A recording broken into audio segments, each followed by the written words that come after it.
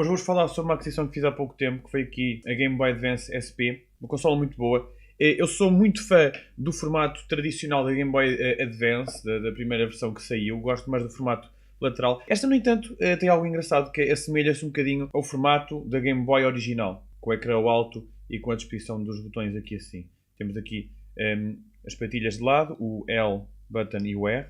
Quando adquiri este, foi um bocadinho ao engano. Estava convencido que todos os Game Boy Advance SP com este formato tribal, que era uma espécie de edição, que marcava as Game Boy Advance SP AGS 101, que não é o caso, é 01. Foram Game Boy Advance que já traziam um ecrã retroiluminado, que não é o caso. Mesmo assim, a Game Boy Advance SP é uma boa consola, tem uma bateria descartável e substituível. A Game Boy Advance ainda funcionava com pilhas. Esta já tem uma vantagem de ter o ecrã com iluminação frontal, sempre facilita um bocadinho aquelas sessões de jogatana portátil em sítios com iluminação fraca. Esta aquisição, que foi bastante acessível, veio com uma data de jogos. Eu não tenho uma coleção particularmente boa com jogos essenciais para esta consola, mas tenho alguns títulos para a Game Boy normal e Color, retrocompatíveis com esta consola aqui e com a vantagem de termos um ecrã com iluminação.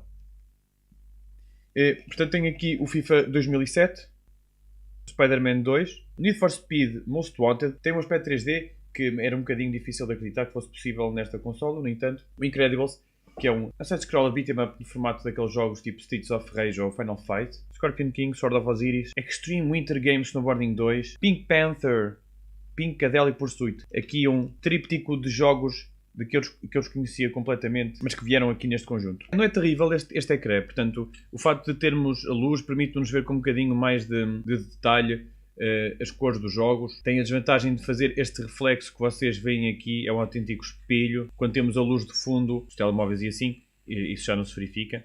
Penso que é possível mostrar-vos aqui, mesmo assim, um bocadinho de gameplay nesta maquineta. Como podem ver, assim, não é nada de surpreendente para a era em que nos situamos, para o tipo de jogos de corridas que vemos. No entanto, o jogo é inteiramente em 3D e é uma surpresa agradável aqui nesta consola. 32 bits ainda por cima e não com as capacidades, digamos, de uma PlayStation, mas assemelha-se mais a uma versão mais poderosa da Super Nintendo.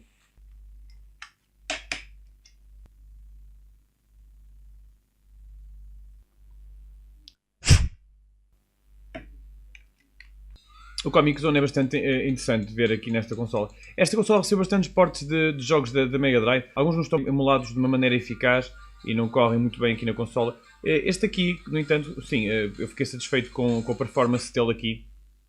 E nota-se que há aqui os sprites com um bocadinho menos qualidade para para se encaixar na resolução desta consola.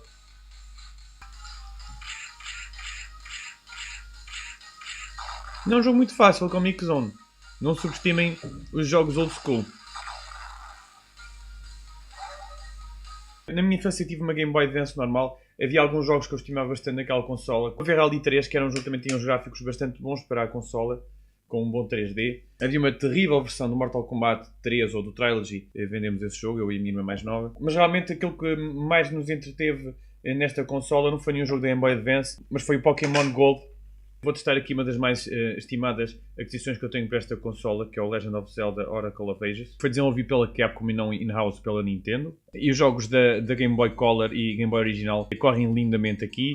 E é uma das grandes vantagens da Game Boy Advance, é que até o Game Boy Original todos os jogos funcionam aqui.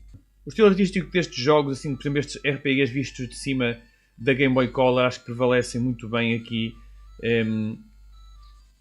Este Zelda, por exemplo, não envelheceu nada mal. E há jogos modernos, inclusive, a emular este estilo destes Zeldas, ainda hoje.